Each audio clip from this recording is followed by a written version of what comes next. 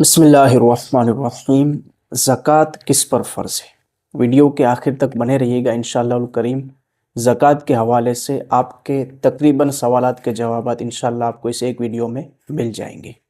सबसे पहले कि ज़कात माले नामी पर फ़र्ज़ होती है, इसके अलावा किसी और चीज़ पर ज़कात फ़र्ज़ नहीं। माले नामी किसे कहते हैं? कि जो बढ़ता हो, चाहे हकीकतन बढ़े या हुक्मन। हकीकतन की मिसाल समझिए कि जैसे एक के दो, दो से चार हुए, और हुक्मन की मिसाल ये है कि उसकी कीमत बढ़ती हो, जैसे सोना चांदी। तो ये हो गई माले नामी की डेफिनेशन। अब माले नामी में क्या चीज़ें आती है, क्योंकि माले नामी होगा तो ज़कात फ़र्ज़ होगी। तो माले नामी के अंदर तीन चीज़ें हैं।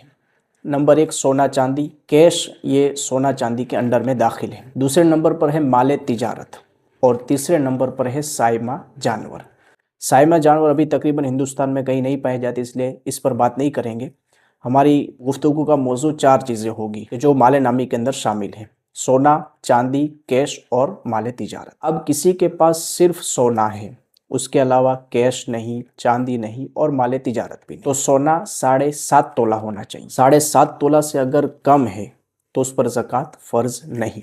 कब? जब सिर्फ सोना हो, उसके अलावा माले नामी में से कोई चीज़ ना हो, चांदी भी ना हो, कैश रकम भी ना हो और माले तिजारत भी ना हो। और 7.5 तोला सोने को अगर ग्राम में तब्दील करें तो तकरीबन 93 ग्राम, 93 ग्राम और ऊपर कुछ मिलीग्राम बनता है, मुफ्ती निज़ामुद्दीन साहब की तहकीक के मुताबिक। दूसरे नंबर पर है चांदी। अगर किसी के पास सिर्फ चांदी हो, उसके अलावा कोई ऐसा माल नहीं जिस पर ज़कात फ़र्ज़ होती हो, सोना नहीं, कैश नहीं, माले तिजारत भी नहीं, तो चांदी 52.5 तोला होना चाहिए। 52.5 तोला से कम चांदी है तो अब उस पर ज़कात फ़र्ज़ नहीं, सिर्फ चांदी हो तब। अब 52.5 तोला चांदी को अगर ग्राम में तब्दील करें तो वो 653 ग्राम और ऊपर कुछ मिलीग्राम बनता है, मुफ्ती निज़ामुद्दीन साहब की तहकीक के मुताबिक। तो अगर किसी के पास इतना चांदी है, 52.5 तोला चांदी है, और उस पर 1 साल गुजर गया, तो शराइत की मौजूदगी में उस पर ज़कात फ़र्ज़ है। उसके बाद है कैश रकम, कि किसी के पास सोना चांदी या माले तिजारत नहीं, लेकिन सिर्फ कैश रकम है। तो कैश रकम इतनी होनी चाहिए जिसमें 52.5 तोला चांदी खरीदी जा सके, यानी यूं समझिए कि 653 ग्राम चांदी खरीदी जा सके। अगर इतनी कैश रकम है, उस पर साल गुजर गया, तो उस पर ज़कात फ़र्ज है। अब किसी के पास सोना चांदी या कैश कुछ नहीं, माले तिजारत है। सबसे पहले समझते माले तिजारत है क्या। तो माले तिजारत वो चीज़ है जिसको बेचने की नीयत से खरीदा गया हो। मिसाल के तौर पर एक बंदे ने मोबाइल खरीदा, खरीदते वक्त ही ये नीयत थी कि इसको बाद में बेच दूंगा, तो अब ये मोबाइल भी माले तिजारत हो गया।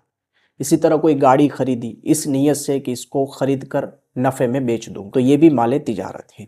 इसी तरह जो होलसेल और रिटेल के व्यापारी होते हैं, उनके वहाँ जो चीज़ें बेचने के लिए लाए हैं, तो वो सारी चीज़ माले तिजारत है, यानी बेचने का सामान। तो माले तिजारत अगर इतना है कि जिससे 52.5 तोला चांदी खरीदी जा सके, यानी उसकी कीमत का है, 653 ग्राम चांदी की कीमत का है, तो अब ज़कात फ़र्ज़ होगी दीगर शराइत की मौजूदगी में। अब अगर किसी के पास इसमें से कोई भी निसाब पूरा नहीं, ना सोना 7.5 तोला है, ना चांदी 52.5 तोला है, ना इतनी कैश है कि 52.5 तोला चांदी खरीदी जा सके, ना इतना माले तिजारत है जिसकी कीमत 52.5 तोला चांदी को पहुंचती हो, लेकिन सब थोड़ा थोड़ा है, थोड़ी कैश रकम है, थोड़ा चांदी है, थोड़ा सोना है और थोड़ा माले तिजारत है। मिसाल के तौर पर किसी के पास 1 तोला सोना है, 5 तोला चांदी है, 5,000 रुपये कैश है और तकरीबन 20,000 का माले तिजारत है। तो अब इन सारी चीज़ों की वैल्यूएशन निकालेंगे, उसकी आज की मार्केट रेट क्या है। अब सबको मिलाकर समझिए 2 लाख रुपए हो गए। अब 2 लाख में अगर 52.5 तोला चांदी खरीदी जा सकती है, ये मिसाल के लिए अर्ज कर रहा हूँ, तो अब उस पर ज़कात फ़र्ज़ है कि सबको मिलाकर इतनी रकम बन गई कि जिससे 52.5 तोला चांदी खरीदी जा सके, तो अब ज़कात फ़र्ज़ हो गई।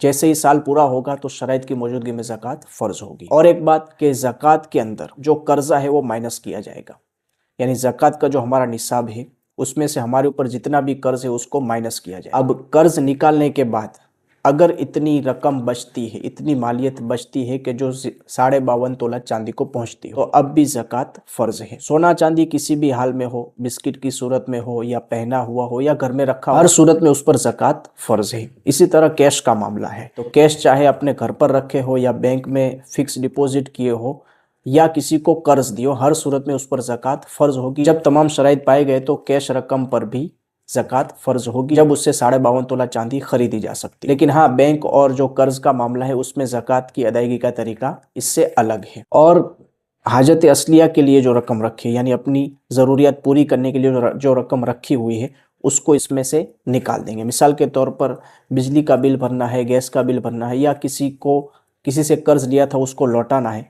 तो ये सारी चीज़ें निसाब में से निकाल दी जाएगी। अब उसके बाद इतनी मालियत बचती है कि जिससे 52.5 तोला चांदी खरीदी जा सके, 653 ग्राम चांदी खरीदी जा सके, तो अब दीगर शराइत की मौजूदगी में ज़कात फ़र्ज है। आज के दौर में देखा जाए तो तकरीबन औरतों के ऊपर ज़कात फ़र्ज होती है, क्योंकि उनके पास सोना होता है और चांदी कुछ ना कुछ होता है। अब दोनों को मिलाकर 52.5 तोला चांदी की मालियत को अगर रकम पहुंच गई तो अब उस औरत पर ज़कात फ़र्ज है। वीडियो अच्छा लगा तो इसको लाइक कर दीजिए और अपने दोस्तों के साथ शेयर कर दीजिए। इंशाल्लाह उनके इल्म में भी इजाफा होगा।